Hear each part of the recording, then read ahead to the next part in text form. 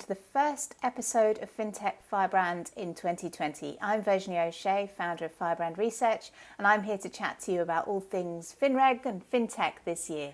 Now, we kicked off the new year in full form. We got a new chair of the CFTC officially appointed. So Rustin Benham was in the lineup at the end of last year, has now been appointed officially by Biden at the start of January. So it looks like we'll get a full roster of CFTC commissioners in the next few months. We've seen some proposed appointments and they've yet to be confirmed, but they certainly look like they're going to be lining up over the next couple of weeks, in fact. So certainly we'll see much more activity from the CFTC this year.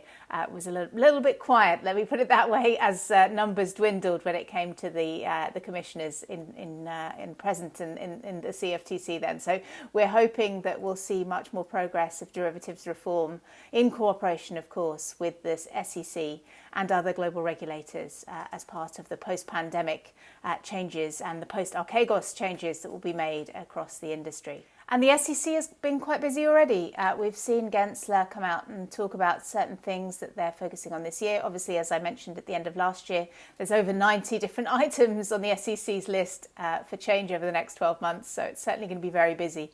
One of the items that he's been talking about in recent weeks is related to the greater regulation of the benchmark and indices sector. So certainly an area that we've seen heavily regulated in the EU and also within the UK. It's been a key area of focus for the FCA. So the SEC seems to be moving in a similar direction of travel. It'll be interesting to see. Very early days. We haven't seen too much detail from the SEC yet.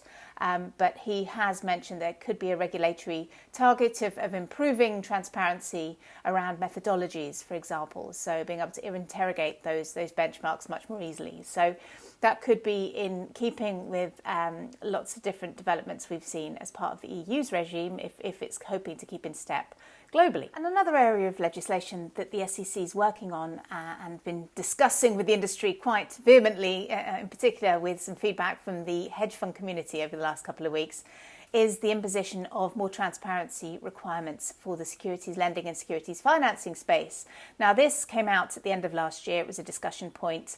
The SEC spoke about it quite actively at several forums, including in front of the House committee. So it's a particular area of focus resulting from Archegos and the fall of Archegos last year, but also a number of other areas with regards to shadow banking and some concerns about a lack of transparency in that space. Now, obviously in Europe, we have the securities financing transactions regulation, and one's got to wonder whether there's going to be some crossover there in terms of requirements that the SEC is putting together. But again, very early days, but something certainly to bear in mind. Hedge funds are not happy about it. We've seen quite a few of them publicly condemning the move, saying it's going to be detrimental to the sector. So we'll see how much change is ahead for proposals and the consultations that we'll see throughout 2020. Now, this isn't finreg specifically, but every year at this time, Larry Fink, the CEO of BlackRock, sends out his Dear CEO letter to his clients and his prospects, for that matter, about things that he's interested in seeing from the industry this year. Now, it was always quite a long letter. There's a lot packed into it. Certainly there's a lot of discussion about the challenges that asset managers have in retaining staff and attracting staff to the sector, especially given the great resignation, as it's been called, across the industry and the shortage of staff potentially we may face over the next 12 months and beyond if people choose not to work within capital markets. So that was one area. He talked about how firms can redress that by making their making it sort of a mission statement around what they're up to, particularly around things like sustainability. And Fink has been, for the last couple of years in his letter, he's talked about ESG topics, and this year was no different. An interesting angle to this, he talked about the need for greater engagement of the shareholder beyond just institutional investors and down to the retail shareholders when it comes to proxy voting and actually making an impact there. So that's a very interesting tack for him to be talking about. More transparency there, more automation there, more outreach. certainly something that is in keeping with the general focus on governance across the industry, and likely to be popular with the SEC and other regulators across the globe. We've seen, obviously, in Europe, we've got the Shareholder Rights Directive, the second iteration of which went into force last year. So certainly, or the year before, in fact, I'm losing track. But certainly we've seen a lot of moves around shareholder voting and making the process easier and more transparent. Maybe we'll see much more activity from financial institutions encouraging that move.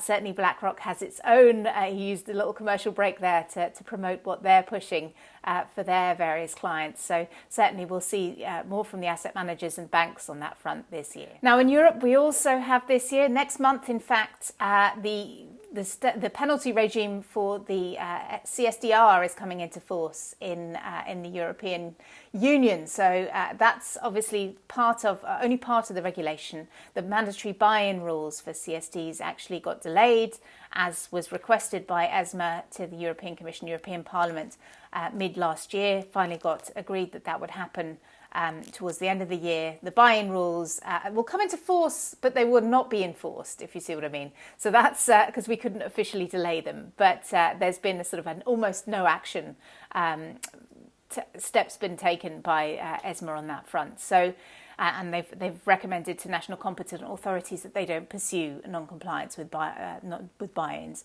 But we do see that the settlement penalty regime will be coming in. So we can expect within the post-trade community much more investment, much more focus on automation within the middle and back office. And certainly that is going to put pressure on firms to address some of the legacy architectures they have out there. It's about time too, because some of those, as you'll see from Firebrand research, are creaking at the seams at this point. So certainly some interesting developments, and a big topic will be post-trade this year. Obviously, we're going to hear a lot more discussion from the DTCC and other industry bodies, as well as maybe some other international CSDs about a move to T+1 settlement.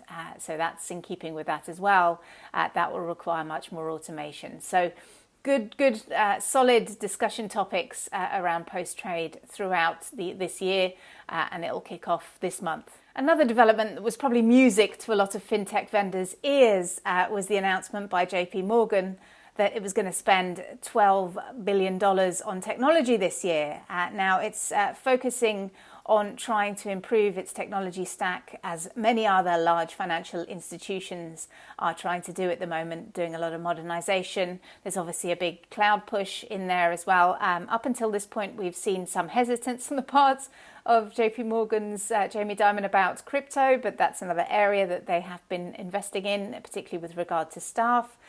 So certainly fintech vendors are going to be actively pitching JP Morgan and all of their peers throughout this month and beyond, throughout the year, to try and get their hands on that budget. And lastly, with regards to ESG, it's been again a lot of debates, public debates in fact, about natural gas and nuclear. There's been a lot of pushback from the industry, particularly large asset management groups, about the inclusion of both of those as part of the EU's ESG taxonomy, as part of the SFDR that's going to be coming over the next couple of years. So it's a real bone of contention as to what gets included as green or not green. So certainly that's something we'll see much more debate on. The taxonomy itself has been delayed as a result of these disagreements and this sort of additional consultative stage. So won't be happening this year. Likely happening at the start of next year, as have some of the key deadlines of SFDR been pushed back. So there'll be much more debate about this topic throughout the year, and just expect the rest of the world to be chiming in as well. We've seen a lot of discussion, as I mentioned, Larry Fink earlier. He's also campaigned for the inclusion of natural gas within the taxonomy that the US will be putting together. So certainly will be interesting to see the different tax that different regulators take on this front, but expect much more disagreement. And that leads me to my final thoughts for the month. Now, ESG is one of them in terms of my predictions of what's not going to happen in 2020. Some of you may have read this blog, so you know what I'm going to say, but we cannot expect everyone across the globe to agree on the ESG taxonomy and the standards. We've seen a lot of disagreement already in the EU.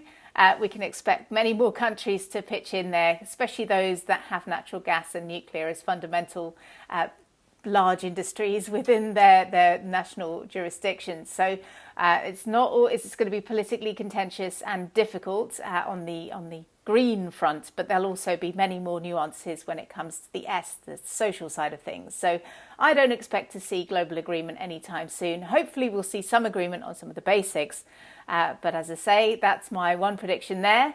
Another prediction, as you can guess it from the fact that we've now got a new CFTC chair and we've got new commissioners incoming, we won't see a merger of the CFTC or SEC. I've been long hoping for that move, but it's not going to happen, sadly. Another prediction that I'm going to make is that not everybody's going to be ripping out their post-trade technology systems. Yes, people like JP Morgan will be spending a lot of money to update their systems, but it's going to be a slow process to move them out of the way and modernise. It's obviously a very high project risk when you move from one technology stack to another, particularly when there's a lot of regulatory focus on operational resilience and outages. So expect it to take a while. Preparation for T+1 isn't going to be immediate. So and likewise, we'll see some kinks being worked out of the system when it comes to CSDR compliance as well for next month. So that's another area we'll see some changes, but it won't be fast. Let me tell you that. Another sad thing to say is that we won't see the elimination of all cyber threats out there. I know we'd love to see that. We're just seeing them escalate, as we've seen with ransomware as a service. They're turning into sort of business features over time. We're going to see increased industrialization, I would imagine, of cyber threats. So something that we're going to be seeing a lot more focus on with regard to financial institutions, market infrastructures and regulators. So big topic this year, but we won't see it go away as a problem. And another thing to say is that we're not going to have anything what we would say as normal. I think the industry has faced a lot of changes over the last couple of years. We're 3 years now into the pandemic. And I think we just have to accept that there are certain things that have changed in the nature of how we work and for the better. And, some things that we have had to adapt to. So certainly I think there's going to be a lot of tweaks and changes throughout 2022. It will be interesting to see if we finally manage to get away from the variants turning up every 5 seconds. We'll actually get back to being in the office a little more in different countries. But certainly at the moment, we'll just have to live with whatever normal is at whatever time we're dealing with. And with that, I'd like to say thanks to everyone. And please do send in any questions you have to Virginie at fintechfirebrand.com.